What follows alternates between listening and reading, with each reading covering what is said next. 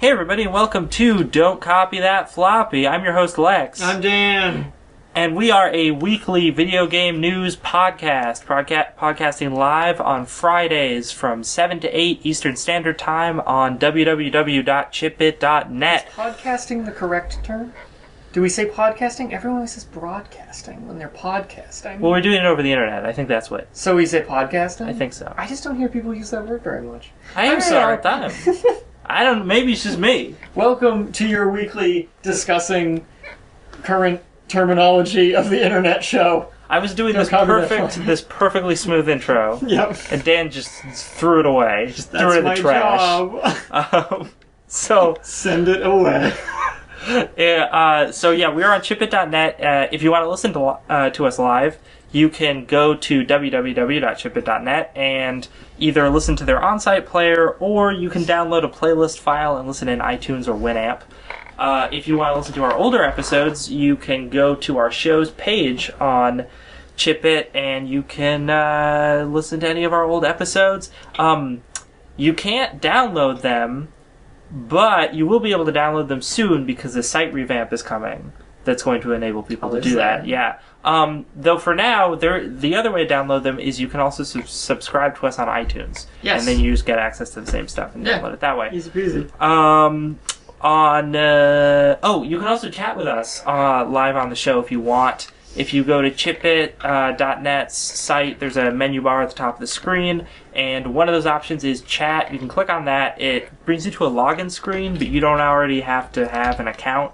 You can just make up like a username and enter the chat. If you want to tell us we're dumb, or tell us we're wrong, or just tell us how much you like our show. Yeah, the third one. The third one is preferable, but the other two are fine. But Dan's in the chat right now as Cool Guy Dan, so you can say hello to him. And, on social media, Dan, do you want to talk about social media? I'll talk about social media. Social media is a disease.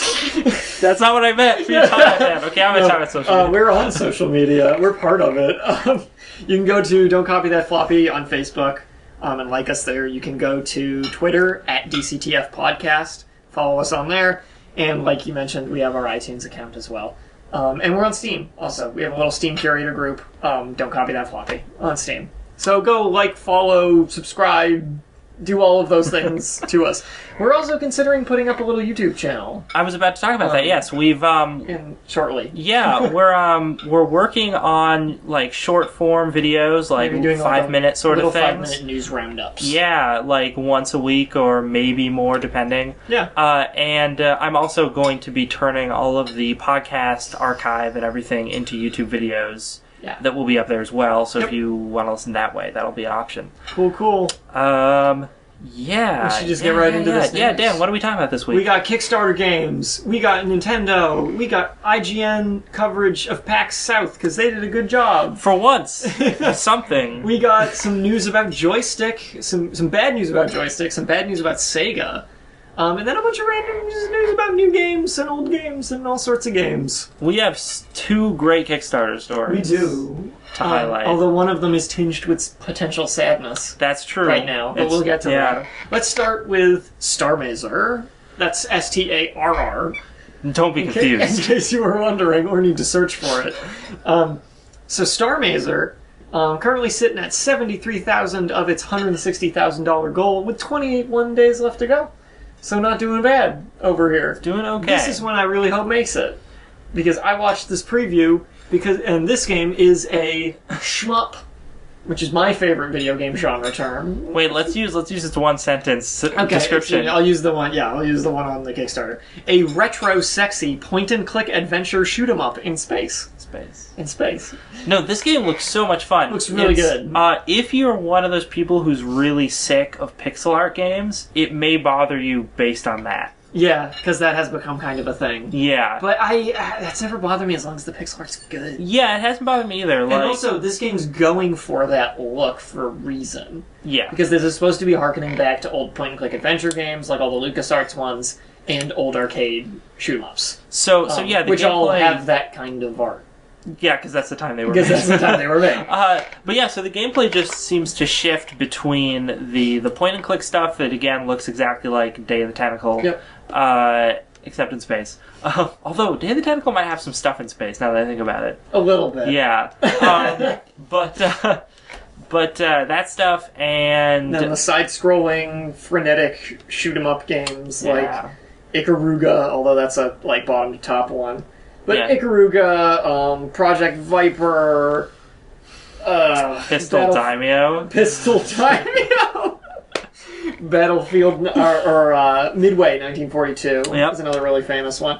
All those sorts of things where you're in a plane and there are lots of other planes that want to kill you, and you have to dodge all of the red balls and shoot your own red balls back at them. Exactly.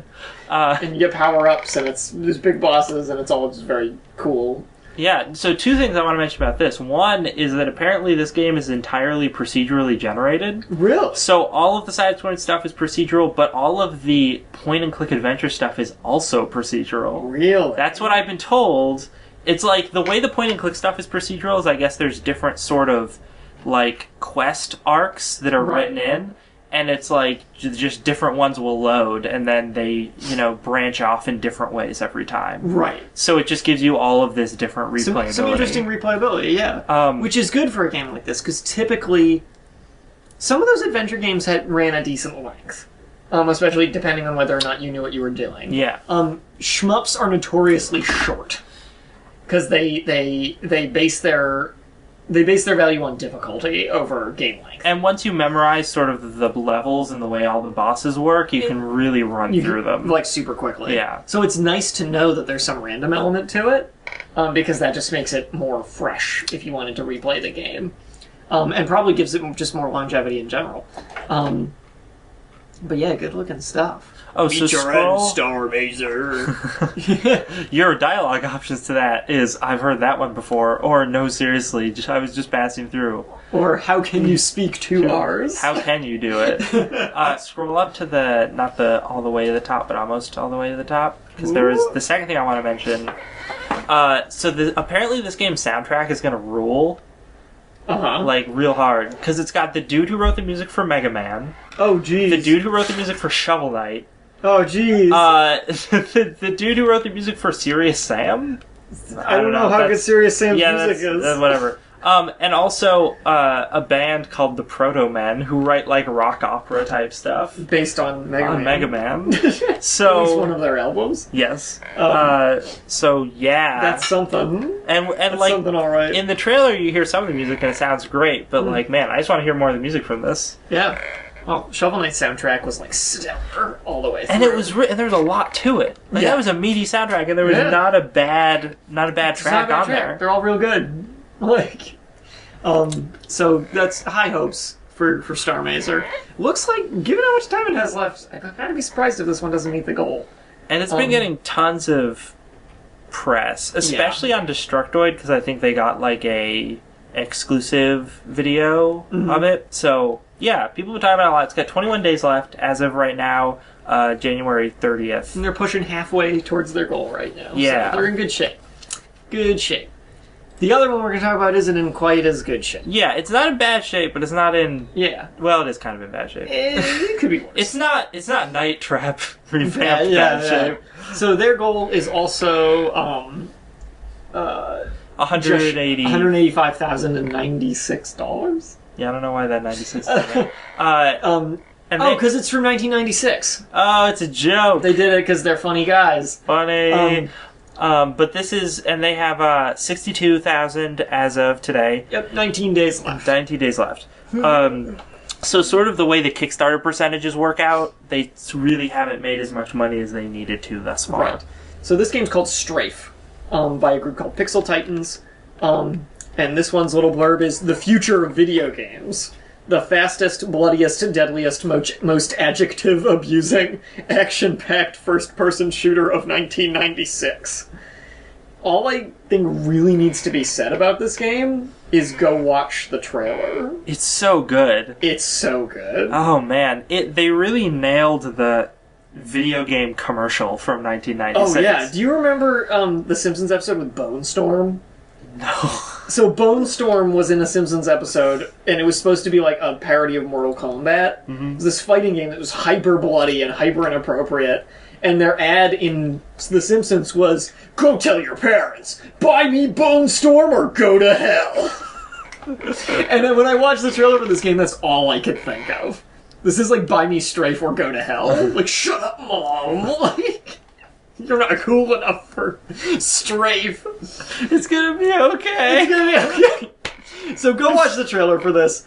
The game is basically like Doom or Quake or one of those very fast-paced 90s FPS type games. But with like Minecraft graphics. Sorta, yeah. Like, oddly enough.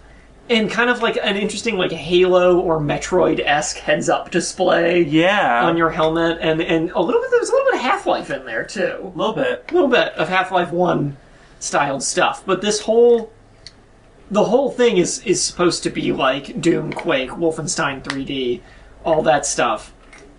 And they really just nailed it. Yeah. This has such it's that indescribable feel of the 90s video game. Yeah. Like the over-the-top action. Yeah, and they're talking about how they want to do some interesting stuff with it. The game is procedurally generated, so or at least generated in the way, I don't know if it's really fully procedural. When you start it up, it randomly generates a level for you. Yeah. And that level's not built as you go, but it's built when you start. Mm-hmm. So every time you die, your level is rebuilt. So you don't get to memorize the levels and figure out where everything is. You're flying by the seat of your pants in this game. And they have all this really advanced tech for, like, blood splatter and stuff that looks... It's all pixely, but man, does it look good. Like, and I guess they've talked recently about how you have to think on your feet, because certain enemies will actually change the environment when you kill them as well. There's going to be enemies with acid blood, where if you kill them in the wrong place, they will make it impossible for you to proceed without taking damage. Which is also... So they're adding some interesting dynamic stuff into this game to really keep it, like, high stress, high tension, high speed action. And not really giving you time to think, but giving you things that you have to think about, even though you don't have time. So I think that it's got a lot of potential as just a creative, fun first-person shooter. So I kind of hope that it does meet its goal, even though it's kind of rocky right now. Yeah, I want it to as well, but I worry that it's not going to. Yeah, I mean, we can cross our fingers for old Strafe here, but if any of this sounds interesting to you, and even if it doesn't, just go watch the trailer. At the very least, these people deserve views on the amazing trailer that they made for this game. Yeah, when I was first told about this game and I watched it, I was like, I almost just want to fund a project of them making a movie more than I want to fund a project of them making a game. Yeah. Oh man, it's great. Bleeding edge graphics and gameplay. Copyright 1996. And they're playing the whole joke like so straight. They've even got the old like PC software and Apple computer logos. Although next to those, they've also got the Oculus logo. Yes. Which would be sweet. That's right. I forgot that they wanted to try and do Oculus Rift support for this game. Which for something like this would be crazy. Oh, so that heads-up display would look especially good. Yeah. One of the other things I should mention about both of these Kickstarters is that they're both Kickstarter staff picks. Yes, they are. So hopefully that'll give them a little more of a boost. Or at least Strafe. It's good stuff. There's some good little blurbs from video game people. Oh yeah, are these all real? Yes.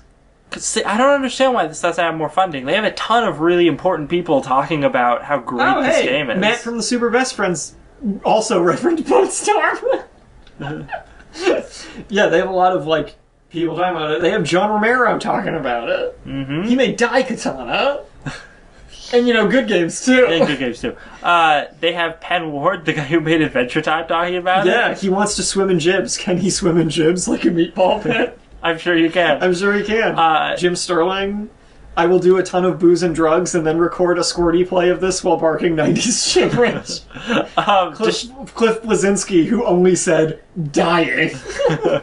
Destructoid Polygon Kotaku, I'll have quotes on here. Kotaku's is so lame. Humor aside, it actually is pretty impressive. That's such a Kotaku Such thing a to say. Kotaku thing to say. And then after it comes out, they're going to talk about how it's actually racist. And sexist. And sexist. There's not a good representation of women in Strafe. I hate you, Kotaku. Anyway. Let's move on. Yeah, this isn't the Hating Kotaku show. Only that was last week. That was last week.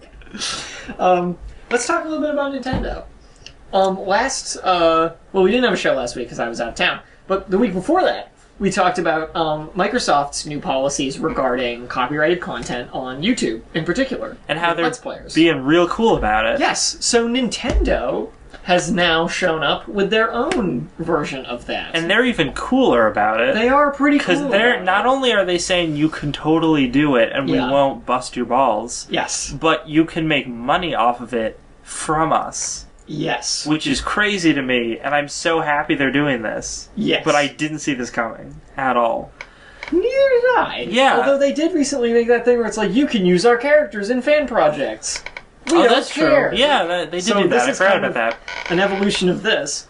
Now, I didn't read in super close detail how all of this stuff works, but basically the agreement is to share advertising revenue. Yes. With the user. The advertising revenue share is 70% for channels and 60% for videos. So the reason why they make that distinction there is because it's like... it doesn't necessarily apply to all of Nintendo's games. They actually have a list of all the games it does apply to. Yes. Which is way more limited than I'd like, but my assumption is that it will grow as time goes on. Right. And there are a lot of games on there. But the idea is that you can register your channel with them and say, like, my channel will just show games off this list. Right. And then you get the 70%. Or if it's like, I have a game from this list, I'll register that video, and then I can get 60%. Also... an even better thing they put on this is that you have to label the videos with a disclaimer that says you're getting money from it. Yes. So not only can YouTubers make money off of it, but also all the people watching will know that they're making money off of it and have this partnership with Nintendo. So it makes the YouTubers happy because it makes them money, and it avoids corruption type stuff and misleading of viewers, which is something people have been very worried about, and I think rightly so. Yes. So it just it's so great. It's just amazing. It's interesting. Excuse me. Interesting, but I guess not completely surprising to see companies jumping on this stuff and do it. But I guess what's more surprising is seeing them jumping on it in such a positive way. Yeah. Because I feel like even just a few years ago, like before Let's Plays really became a big thing, that this would not have been how companies would have reacted. It's just, I would have assumed that they would not have reacted like this. Yeah. I guess I was wrong?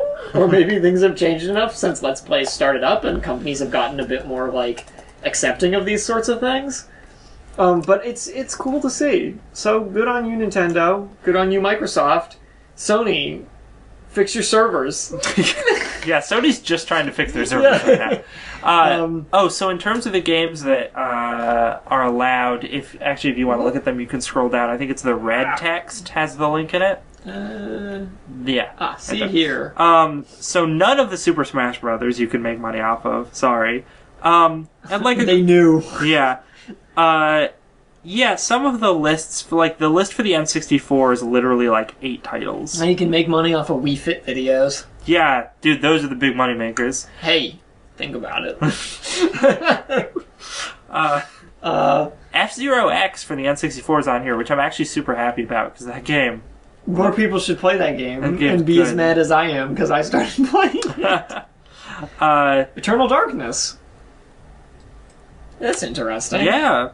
These lists are a little limited, so hopefully they will expand. They're limited, but there's some interesting things on here that I would not have expected to see. Just about all the Mario stuff. So if you're into Mario, you're too. Set, but none of the Smash stuff and kind of half of the Zelda stuff. Yeah. Wind Waker HD is on there, which is cool. Yeah, most DK stuff. Oh yeah, like all the DK all the stuff Donkey Kongs. All the conky dongs. So that's the thing. If you are a YouTuber and you wanna make use of this, just make sure you check this list first. Yes. Because it would be a huge bummer to be like, I'm gonna register my channel, and then you post all those sweet Smash videos, and you're like, oh, I can't make money off any of these. You got Metroid Prime on there too. Oh, you do. Very nice. And Wario World. Oh, and the WarioWare games. That's neat. Nice. Anyway, I found another article to kind of as be a companion to this, which is a response to this YouTube cash share plan that Nintendo made from PewDiePie. Oh, what is he talking about? He doesn't like it. Really? Yes. He does not like the idea of Nintendo taking a cut of advertising revenue at all from these videos. Most game companies allow footage of their games to appear online. This is from a Polygon article from January 30th, so today. So they were, back in 2013, Nintendo demanded ad revenues from YouTubers who created content based on their games. But now they've rolled out this compromise. So a couple of years ago, Nintendo did say something about this, but it kind of blew over. Mm-hmm. And some Let's Players just stopped bothering Nintendo stuff. Others didn't. Others just dealt with it. PewDiePie says, in a Tumblr update, they have every right to do this, and any other developer and publisher have as well. There'd be no Let's Play without the game to play, and we YouTubers are humble to this fact. But what they're missing out on completely is the free exposure and publicity that they get from YouTubers. What better way to sell and market a game than from watching someone else that you like playing it and enjoying themselves? If I played a Nintendo game on my channel, most likely most of the views and ad revenue would come from the fact that my viewers are subscribed to me, not necessarily because they want to watch a Nintendo game in particular. And many of today's most popular games have benefited immensely from exposure on YouTube, Minecraft is an example, and that Nintendo's strictures would not make much of a difference, but are a slap in the face to smaller channels and Nintendo enthusiasts. That's interesting to me, because I can see how this cuts, how PewDiePie can say, like, me as a big deal YouTuber... He's got like 35 million subscribers. Yeah, me as a big deal YouTuber doesn't need this. In fact, it'll only lose me money. Yeah. Because it will. Yeah. But it's funny that he's like, this hurts smaller channels, because I think it actually helps them more. Like, I understand how it hurts him, but if someone doesn't know your channel but are looking for that game, then that is just gonna generate you money. Yeah. So... I don't know, It's not... Okay. It's not horrible. No. And the fact that it's either a 70 or a 60% to the YouTuber is, like, a good split. It is a good split. And it's... And honestly, like, I get where PewDiePie's coming from, but at the same time, if your channel's so small that this is, like, a problem, you're not making much money off of it anyway. This is true. Like, if your channel's so small that that's a big issue for you, you're not making your livelihood off your YouTube channel here. Like, he's making a living off of his. Yeah. The best friends are making a living off of theirs. A few other Game Grumps are making a living off of theirs. And several other YouTubers, like, that's what they do. Mm-hmm. And they have millions and millions of subscribers, and they make their money that way. So to them, I get it. Like, I almost get it more for them, because it's like, oh, well, we still want to make all of our money. Like, but for smaller channels, it's like, how much money are they really making in the first place? And I know it's lame to suddenly be making less, particularly if your channel is all Nintendo stuff, which some are. But at the same time, like, it's not going to make that big of a difference if it's not your livelihood. And I don't think. I think, to me, the most important thing is the two-pronged argument, one of which he mentions here, of... You didn't make that game. You're just playing it. Nintendo made that game. So... they have a right to do it. They totally have a right to do it. And, I mean, it's not like he's saying that, like, they shouldn't be doing it. No, he's not even, like, super mad about it. No. I don't know if he can get super mad. I mean, I've seen him on YouTube before. He's a very nice guy. Yeah. Very good-natured He gets fellow. super scared. Yeah. But not super mad. He's a good-natured fellow. He also has a really great name. That's true. Felix Arvid Ulf Kjellberg. I know, right? I always wish that was his real handle instead of PewDiePie. But no, the other part of that is that if you're part of this, you're basically giving yourself an ironclad shield against any kind of legislative action. And that is a good thing. And that's, like, super good, especially for small Because if this means if you are registered with Nintendo, and you're right, especially with small ones, they will defend you should something happen. Totally. Because, like, if you're someone like PewDiePie and Nintendo's like, take down that video, like, yeah, you'll lose the revenue stream from that video, and that sucks. Yeah. But you can make another video that won't get taken down and make a bunch of money off of it because you're such a powerful YouTuber. Yeah. Whereas if you're a really small channel, and maybe you have only Nintendo stuff, or maybe it's like you've never had a successful video, and then you have this one successful Nintendo video that actually starts generating revenue, and then Nintendo's like, take it down. Right. They've just screwed you. So with this, you avoid you're that just given completely. a scenario that makes me kind of feel like, okay, I get it more. Yeah. Where it could be a problem. Like, if that was your big break. Yeah. Kinda, maybe, yeah, something like that. I mean, me and my buddy Nate, we have some Nintendo games up on our YouTube channel. You gonna do a plug right now? Got Eternal Darkness up there. You gonna do a plug right now? Yeah, I'm gonna go register with Nintendo and make $5. You should. Do it. Because we have 89 subscribers. Damn. YouTube elite over here. Most of them are people we don't know, too. Wow. Even better. Check us out, Hot Gaming Date. I just plugged it. Alright. We're already at 7:30. So, hey, if you just tuned in and you're listening and you're like, why aren't I hearing chiptune music? That's what this channel is supposed to be. Well, you're listening to Don't Copy That Floppy with your hosts Lex and Dan. We are a weekly video game news podcast, podcasting live on Fridays from 7 p.m. until 8 p.m. Eastern Standard Time. And you can either listen to us live on this channel that you're already listening to, or you can subscribe to us on iTunes, or you can go to our show archive on chipbit.net. You can listen to past episodes. Yes, sir. And that would be really cool. You can also like us on Facebook, Don't Copy That Floppy. You can follow us on Twitter at DCTF Podcast. You can join our Steam group and follow us as a curator, which is Don't Copy That Floppy. And pretty soon you will be able to subscribe to us on YouTube.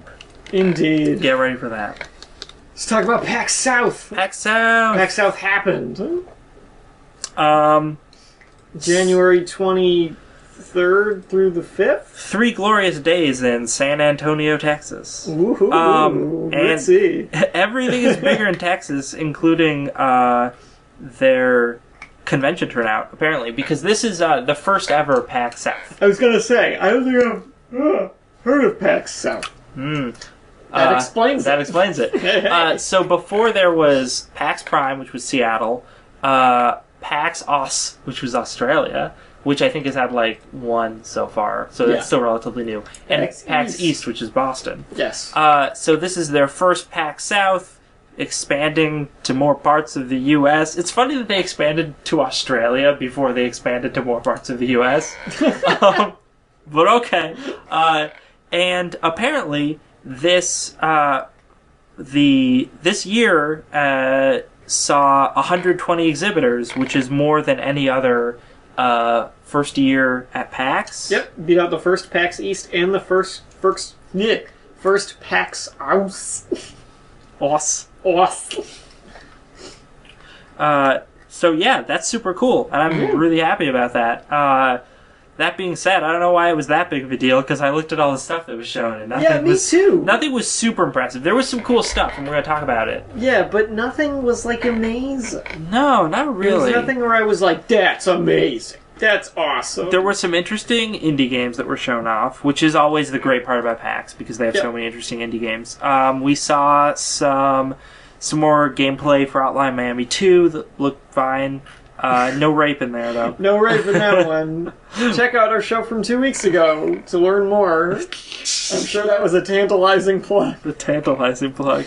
It was tasteful. Also, lots and lots of Borderlands news. That's what I noticed, too. Because Randy Pitchford was just talking it up the whole time. Which we know he's want to do. I really wish that we had been at one of his panels so that when they took questions, we could have been like, hey, how's that lawsuit going for you? Just curious. Hey, Randy, could I borrow $50? But yeah, so I guess starting with all the Borderlands stuff, Borderlands 3 got teased by Randy Pitchford. Yep. But because he teases stuff a lot and it doesn't always happen, I don't actually know if that means much. Yeah. Also, the original Borderlands is going to get ported to PS4 and Xbox One, which is kind of like, I don't know why anyone cares. Neither do I, because that game is like really dated at this point. Yeah, it's sort of just the worst version of Borderlands 2. So I would rather they port Borderlands 2.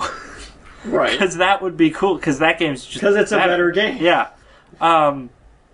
There's nothing wrong with 1. 2 is just way better. Yeah. What was the other thing? There was another one. They talked about DLC for the Borderlands pre-sequel. Yes. Which was cool. And, and Borderlands the Handsome Collection. Which is... I don't know. Good one. I stopped caring at that point. I was like, Randy, I don't care. We got a Guild Wars 2 expansion. That's something. Yeah, again, not super amazing news. Nothing here is really... we got some more gameplay of Titan Souls, which is an indie game that looks really sweet.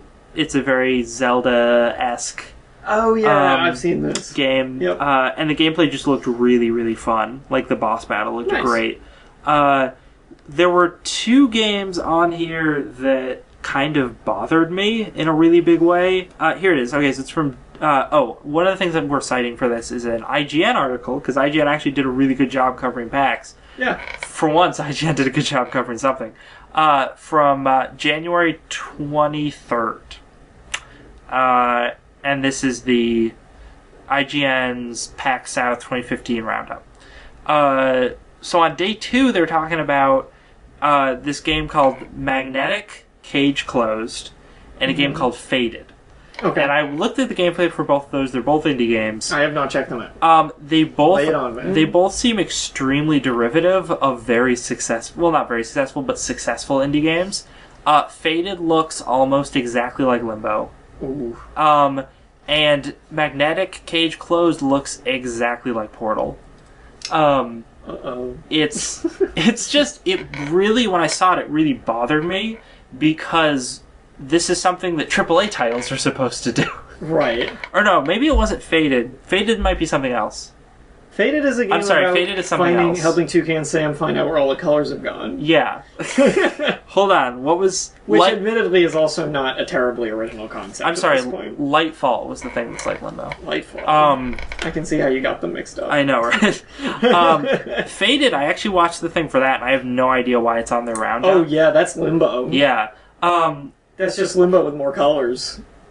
Faded didn't look bad, but I was looking at it on the roundup, and I was just like, I don't know why this made it on here, because at the beginning of the Faded video, the guy talks about how, we're 2 months into dev cycle, and that's why level is super basic, and I only have access to 2 abilities, and I'm like, dude, it's way too early for you to be showing off this game. So yeah, that was weird. This really just looks like Limbo. It looks exactly like I've got the video running right now, just with no sound. Lightfall. It looks like Lightfall does. Yes. This looks like a somewhat faster paced Limbo. Yeah, and and if you look up the Magnetic game, that it looks exactly like Portal 2, and that super bothers me because we're coming to a head here with our indie games where they're starting to copy each other because they know it'll sell. Right, which is exactly what the actual game industry already does. Yeah. Okay, so this game you have a magnet gun.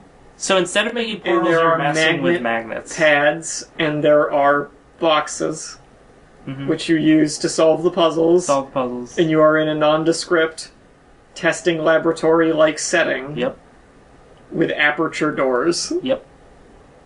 It's exactly like Portal. It really is. Except Portal is more interesting, because the idea of solving puzzles with portals is more interesting than with magnets. Than with magnets. And Portal is also just, oh my god, there's even bounce pads and everything. Yep. It's just like, oh my goodness. It looks exactly like it. It's Portal with worse aesthetics.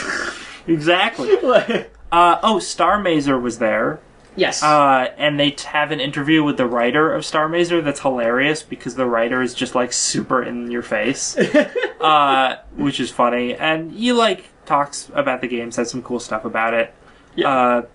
What was the other thing? Oh, they talk about this game called Dreadnought that actually looks really sweet. Like, not only do the graphics look incredible on it, but it's kind of like a team or squad based, sort of like a little bit of a MOBA kind of a thing. Okay. Except you have a giant spaceship. Ooh. And you're trying to take down the enemy team of other giant spaceships. Okay, so you've got an interesting, like, armada battle kind of thing going on. Yeah, and it's like it's especially interesting because it's really slow paced. Yeah, and you have to really plan everything out. Yeah, that's cool. And the graphics just look incredible. It does look really nice. This almost reminds me of like a sci-fi World of Tanks. Yeah. In a lot of ways. I see some definite similarities with this, especially because Wargaming.net, who made World of Tanks, is now working on a World of Warships game as well, which is going to be like 1940s battleships and things. So I could see that being somewhat similar to this, but this looks really neat. Yeah, it's funny because they gave two different gameplay trailers. One that was a hands-on with their staff. Yeah, and the one that you're three-dimensional movement and all the different weapons and knowing when to put up your shields. Yep. And very cool. And so the one you're watching is the one that is from the developers, and it's interesting because they have their staff hands-on, and it's just them in their single spaceship trying to run around and blow people up. And I watched that, and I'm like, this doesn't actually look that interesting. It's just kind of slow-paced, and you're shooting spaceships. Yeah. And then I watched the dev ones, and they were like, this is how you're supposed to play the game. It's a squad-based game. You have to, like... And that makes it much more interesting. Yeah, you have to coordinate it with your team. And when I watched them doing that, I was like, oh, this game looks really cool. Yeah. Because of the possibilities of the different ways ships can interact. And the move way around each other. Yeah. Like, you get that full 360-degree movement. You have XYZ movement for this, which makes a strategy game like that really interesting. I feel like the coolest thing out of PAX was that. Out of all the stuff I've seen, I probably missed some stuff. But and then there was this game they were talking about called Gigantic that honestly just looks super boring. It was weird because they were making a big deal about it, and there's this whole thing. The way it works is it's again kind of a MOBA, and but it's super fast paced and super streamlined. And those things I appreciated, like how they streamlined the skill systems, and you don't have to do all these complex item specs, and that was nice. So I already don't like this game. I'm like, it's got that same art style. Oh, you don't like that art style. I'm so sick of this art style being used in everything. Is it? Oh my god. Yeah, isn't there... This isn't a new game. This is just Overwatch. Oh yeah, that was the game I was thinking of. Overwatch. Yeah, Blizzard's new game. Congratulations, you made Overwatch 2. So it was interesting to me because it's the way they address a bunch of the MOBA issues very much seemed like the people who were making it were people who played MOBAs, and they were like, we don't like these things about them, and we're going to streamline them. We're going to make it our own way. So I appreciate that, and I think a lot of MOBA players will appreciate that. But it also revolves around this gimmick that doesn't sound fun. What is that? It's what the game is named for. So each team has a gigantic... Right, so I'm noticing these huge characters in the video here. Yeah, they have like a monster on their team. Okay. And the idea is you complete a certain thing, your team completes a certain thing, and then it allows your giant monster to go and smack the enemy team's giant monster, and basically... You know how when you're in a boss fight in like any Zelda game, you like have to hit them in their weak spot and then they'll fall over and you can actually deal your damage until they get up? You need to have your giant monster hit the other giant monster to knock it down so you can deal damage to it. And you have to do that at least 3 times because their health bars are so big. But I was like, really? That's the only thing the giant monsters do? And I mean, if you go and try to attack them before they've been knocked down, then they just pummel you, so there's no reason to do that. Yeah, and I'm also noticing when they're knocked down, they just lay there and you hit them. Yeah, it's really dull. It's a weird gimmick because everything else in this game seems very, like, meticulously thought out, except for that part that seems like they slapped it on at the last minute. The game also seems really fast-paced, and nothing kills your momentum like standing there for a minute hitting something. I know, right? It was so weird that's what the game is named for, and it's the least interesting part of the game. Yeah, they're putting too much stock in a gimmick that they don't know how to properly implement here, I think. This game seems like, I mean, I don't like it on principle because of the art style. But that's personal bias. But other than that, I feel like this game would be better or more interesting if they just removed that element from it. Yeah. It would probably just be a more fun game. We don't know that for sure. Game's not done yet. And we haven't played it. We haven't played it. Maybe they have more things going on with it than we can tell from this. But it really, like, and the enemy monster just falls down in the same place every time. Yeah. Okay, well, anyway, so, otherwise, like, what else happened? Homeworld is getting remastered. That's cool. Yeah, I don't know. Was there anything else you noticed from Nothing that PAX? exciting. I think the most interesting things to talk about are the indie games rolling back on themselves. Yeah, that was so weird to me when I saw that. That's really bizarre. Oh, yeah. There were a couple of indie games that looked super fun. Social Justice Warriors. I just was looking at that while we were talking about fun at the Gamergate thing. This whole Gamergate thing, and that the guy who made it seems like he has a very well-reasoned kind of, like, look at all of this with this game. It actually looks pretty, like, nicely put together and interesting. It's another kind of, like... Because when I first saw that, I was like, oh god, here we go. No, it's totally a tongue-in-cheek thing. Yeah, I think that it looks like he did a great job working on it. It's a turn-based RPG where you have your different RPG classes that relate to different, like... You're a games journalist. Which is, like, wizard. A wizard, And so they have different special abilities, and you're fighting against trolls. Yeah, this online is the trolls. this is the kind of satirical thing we need. Yeah, for this whole situation. I think it's just a really fun. Yeah, that's neat. Way for the game industry to sort of poke fun at itself. I like that. And Lord knows, some people out there need to start laughing at themselves. Oh, totally. In this industry. And also this really simple little game called Super Slam Dunk Touchdown. That's a sports game, but it combines like 5 types of sports at once, and that could be fun. It's super silly. Like you watch the gameplay, and you just have no idea what's going on. There's like everyone's on hockey skates, and there are basketball hoops, and but there's also soccer goals, and the goalies are lacrosse guys. Yeah. And they're different. There's like one guy who looks like a hockey person, and there's one guy who looks like a basketball player, and one guy who looks like a baseball player, but they're all throwing around a football. Like it's just really silly. That's nuts. So yeah, there was some cool stuff at PAX. PAX South for its turnout, but nothing like amazing or shocking, I suppose I should say. And unfortunately some kind of samey derivative looking stuff, like you said. But yeah, we'll see. I mean, it sounds like PAX South did fairly well, so we'll see where it goes from here. Yeah. And if it remains one of the main PAX events. So we got some sad news coming up about Joystick. Some sad panda. Which was reported on Destructoid on January 27th. Originally they said the story came from Recode, which is... And was reported on by Joystick itself. Yeah. Also. Which is, I think, the 26th. Recode posted an article that said, AOL owns Joystick. Who knew? I didn't know AOL still existed. Apparently, they do. I haven't gotten any of their CDs in the mail in a while. I know, that's weird.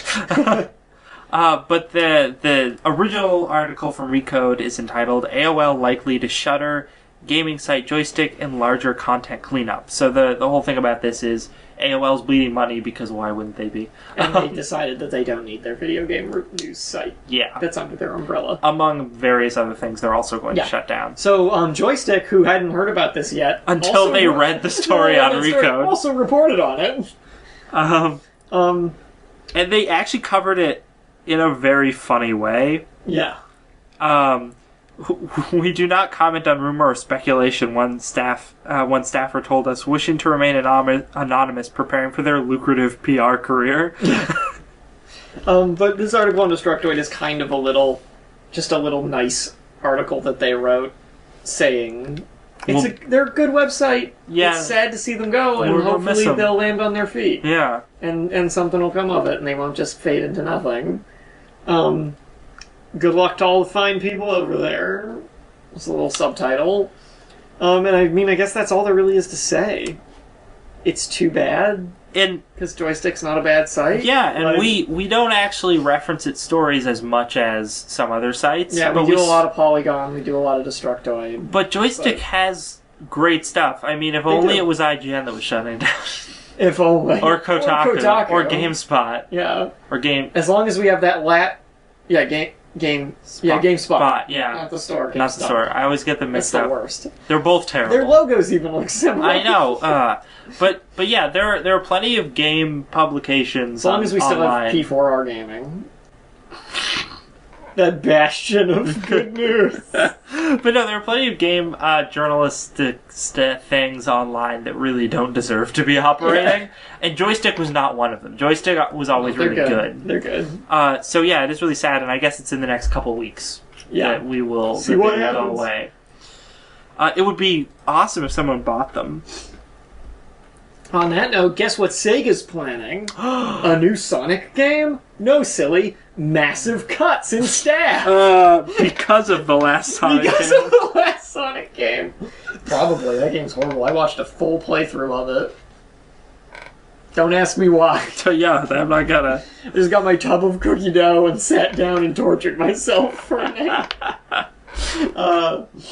So yes, Sega has announced, article on Polygon from January 30th, Sega has announced plans to reorganize itself in a round of cuts that will include the closure of its San Francisco U.S. base.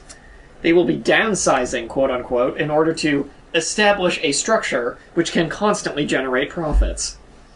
Around 300 jobs are likely to be lost as the firm moves to focus its energies on digital PC and smartphone releases, as well as merchandising around the Sonic brand. When will Sega realize that Sonic is the reason they're losing money? Never. I don't get it.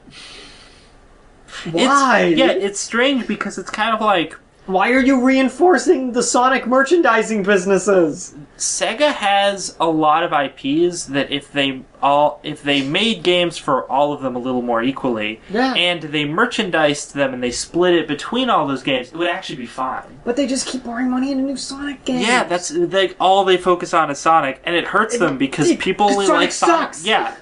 It's like the nostalgia for the good Sonic games, the old ones, will only carry you so far. People aren't going to keep playing these crappy Sonic games. Sonic Boom is terrible. It's not done. The game is, honest to goodness, unfinished. Characters spawn into cutscenes in T-poses, for Christ's sakes. I remember watching that. It's so bad. Oh, man. You can't do that!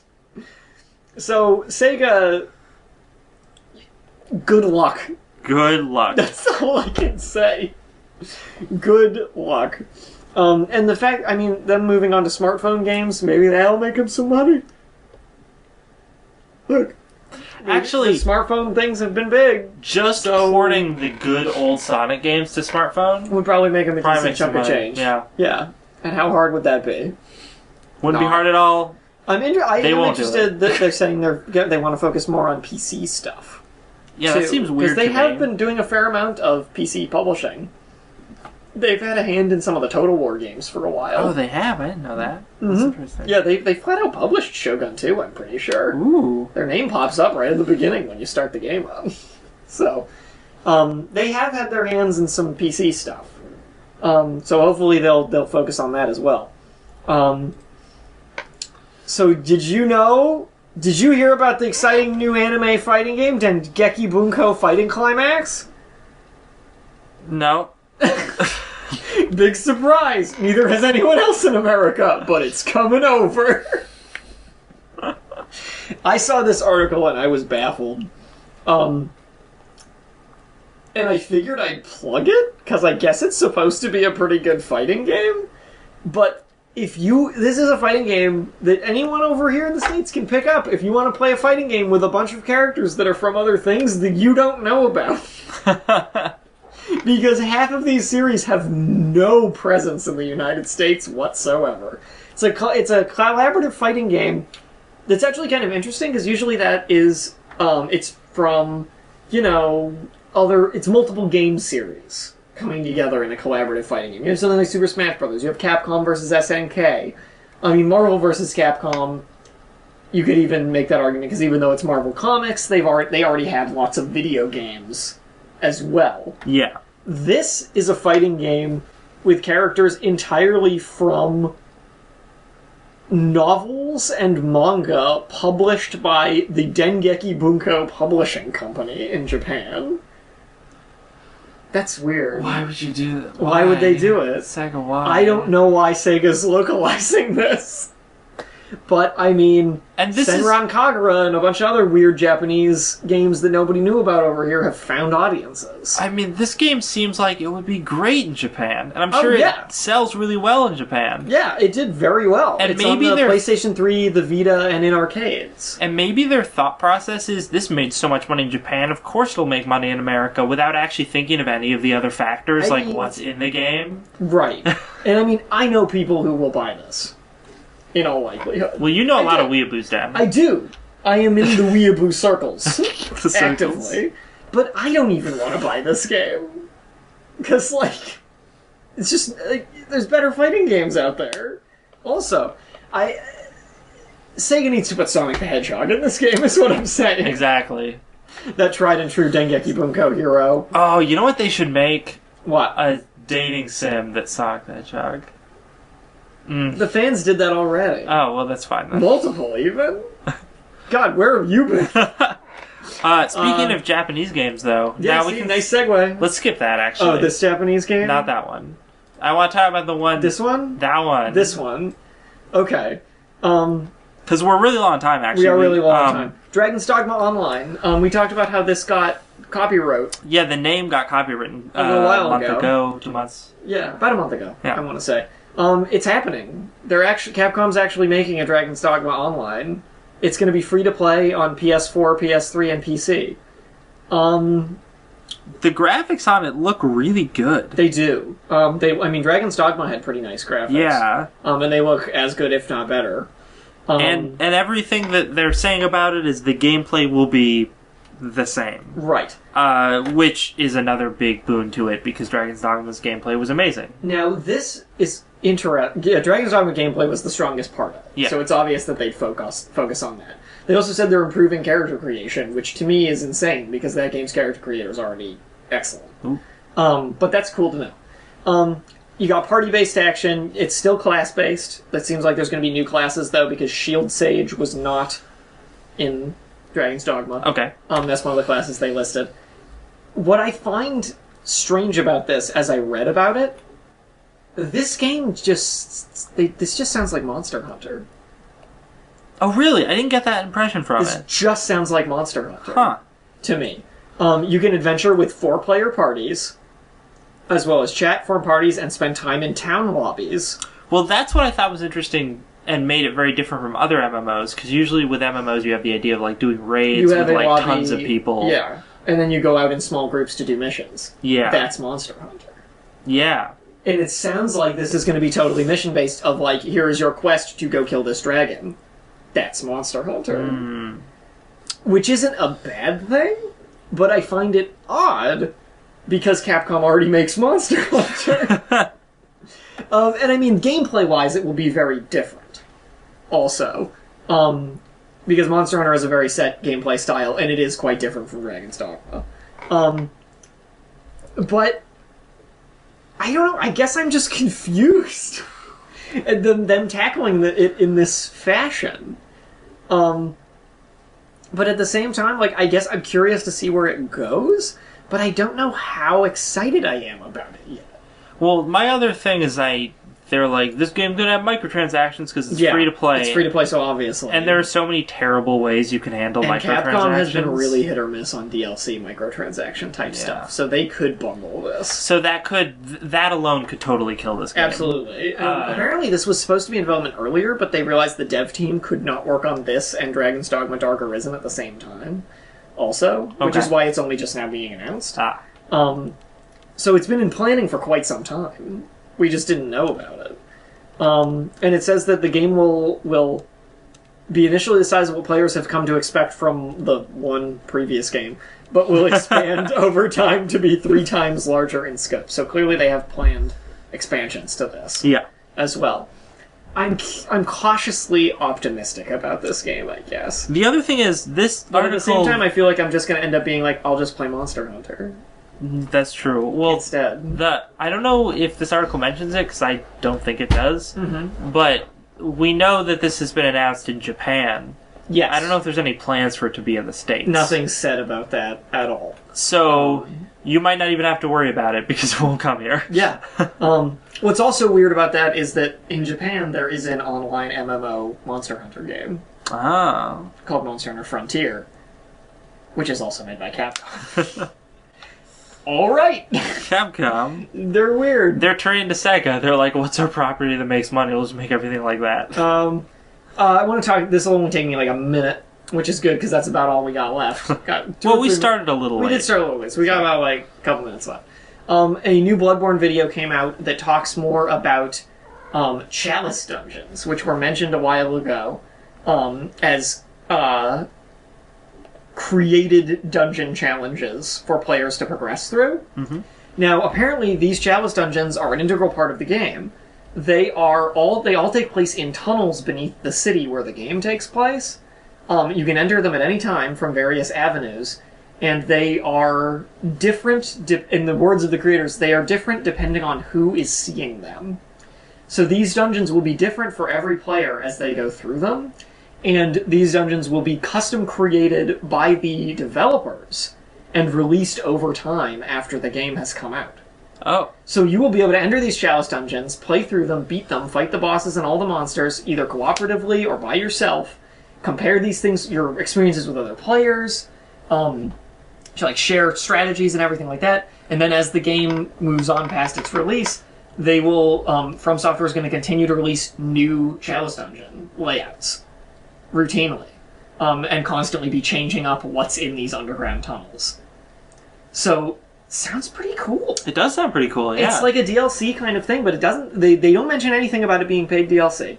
So it sounds like it's just going to be consistent updates. Well, it's interesting because it sounds like something that you'd see in an MMO. Yeah, it does. And the idea is to give players constant, fresh, new content to talk about and figure out how to beat together. And that's awesome. That's really cool. So, thumbs up From Software. Great. Because also the online for this game has kind of remained a mystery in exactly how it's going to work still. So this is just a little more of a tidbit about the overall online experience they're working into Bloodborne, which is ending up sounding pretty robust. They're really going the extra mile with it. Hey, we've talked about Good Old Games before. GOG. Let's talk about GOG again, because Good Old Games just got the rights to and re-released classic Star Wars games on the PC, including Star Wars X-Wing and the sequel Star Wars TIE Fighter. These games are great. I don't know if did you ever play them? You know what I played on that list? Galactic Battlegrounds. Yeah. And I really enjoyed it. Yeah. Dark Forces is on there, too. Battlefront 2, Knights of the Old Republic 2. Knights of the Old Republic 2, my favorite Knights of the Old Republic. Yeah. It really is, though. I'm serious. Well, there's only 2. I know, but I like it a lot better than the first one. Fair enough. So yeah, this is really cool because these games have been out of the public eye for quite some time, and they're really good. And it's been hard to be able to play them on modern PCs. So now this gives us a good reason. You can go get them for cheap, and they've been fixed up and made ready to go. The X-Wing and TIE Fighter games, though, I played them a ton when I was a kid. And they're these really in-depth flight sims where you're in like an X-Wing or a Headhunter or a TIE Interceptor, and they all handle differently, and you have to like actually divert power to your shields and your weapon systems and your engines, and it's really cool. I wonder if they'll build controller support in for these. Yeah, I mean, feel originally like they had joystick support. Yeah, joysticks. Back in the day. Oh, man. But these games are super cool, and you go on missions that start out as like, go scan these transport ships. And you're in your TIE fighter scanning the transport ships, and they're like, there's rebel guys on there, blow them up! And then an ambush comes in, and you have to deal with that. It's really cool, like space dog fights and things like that. You get to fight Star Destroyers in your X-Wing, and it's very cool. So check those out if you like Star Wars and or sci-fi flight sim type stuff. We got time to talk about much else. Are there any new cool games coming up? Episode 2 of Game of Thrones Nice. From Telltale will be coming out. Evolve is coming out on February 10th. American Monster Hunter. American Monster Hunter, followed by Japanese Monster Hunter on February 13th.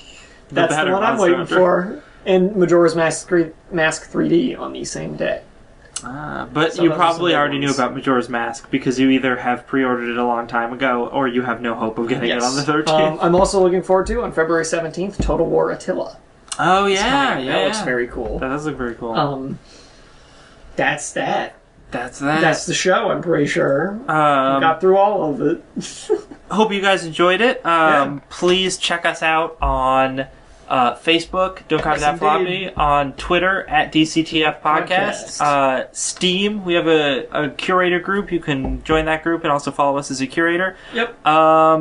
And I'm just going to say YouTube because I'm going to be working on that channel probably tonight. It'll keep an eye on it. Well, I'm sure we'll mention it on the show once it's ready to go. And is that everything? I think it is all of the social we're media. good. Yeah. There's a lot of social media. Good. Yeah, it is. So I guess there's just one last thing to say, Dan. Don't copy that floppy.